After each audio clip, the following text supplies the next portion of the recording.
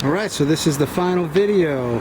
Sad to see it go, but it is definitely time. I put a lot of time into this, and it's been a lot of work. I've done a lot of stuff that's going to save other people a lot of trouble. If you just ask a question, I probably have the answer for what you need to do to put a 4-liter into a Wrangler and use the carburation from your 4.2. Or even if you want to get another, if you don't have an engine in there and you want to get one from eBay or something, you're going to need the 4.2 intake manifold. But all the way down to things like this, okay? It's saying, let me start it up for you real quick, because I just want to show you how good this thing runs. Okay, so on this one, I have it under the key. All my gauges work. It's nice. And then I just have it under push button. Fires right up.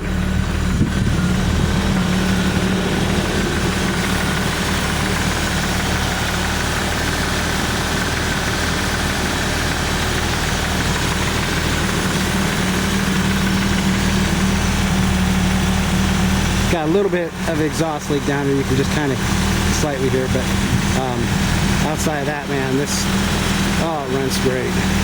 Just goes down the road beautiful, everything.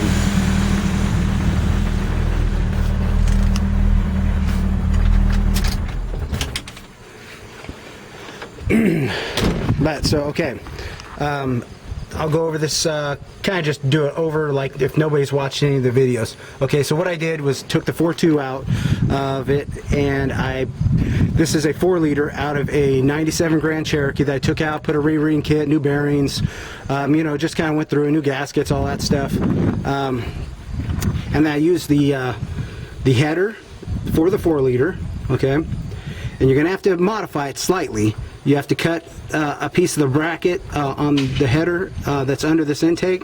You also have to elongate or cut out the holes that are on the bottom of the intake that go onto the dowels, because it sits up a little higher, okay? The carburetor is a Motorcraft 2150. You can buy that off of eBay, and you're going to want to use the small 2-barrel to large 2-barrel adapter under it, okay? Sorry if I keep on saying okay, that sounds stupid. And being that's a 97 Grand Cherokee, you have to run an electric fuel pump. Now this, depending on what pump you get, okay, so this is a pump I got. It's a pretty cheap pump, because I want a proof of concept. You know, if this thing goes out down the road, we'll put even a nicer pump in there. But so the original Jeep fuel line runs in here, and ran to this thing because the old Carter carb was it had something along the jets that could only take so much pressure, and so what they did is they ran a return line, and so the fuel would come in here, it would go up to the carb, and then any excess pressure would bleed off, almost like a fuel injection system, okay? But with this pump, this is just like a 3 or 4 PSI pump. I had it hooked up to where it had the return loop, and I was having all kinds of drivability issues. It was just falling on its face the second you hit the gas, and what I found out is it wasn't getting enough pressure to this carburetor, and so I capped off the return, and I capped off the return line down there, and fucking ran beautiful. So as far as setting these this carb, it's like I said, it's an MC 2150.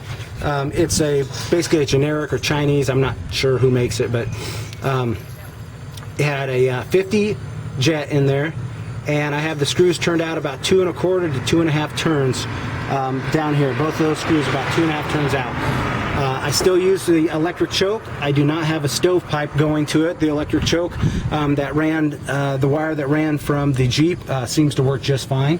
Now my linkages for my carburetor, I actually shortened the cable. I shortened the cable a few inches, and it's kind of hard to see, but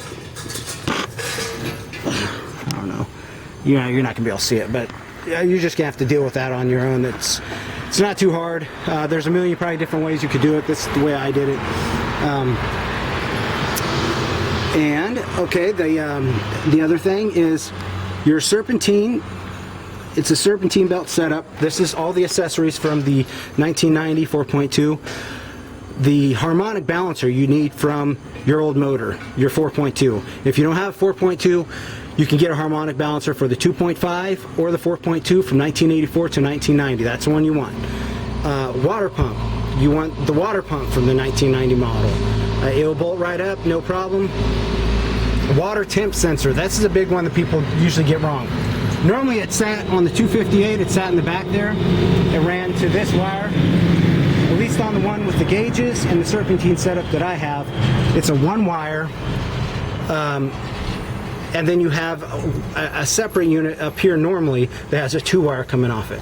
That 2-wire only goes to the computer. It does not go to the gauge. So if you plug it in, it doesn't do anything.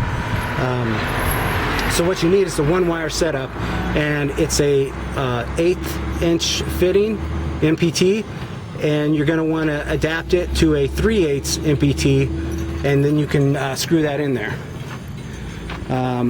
I used an HEI ignition to get rid of all the stock 258 stuff. It works wonderful. You can get them on eBay.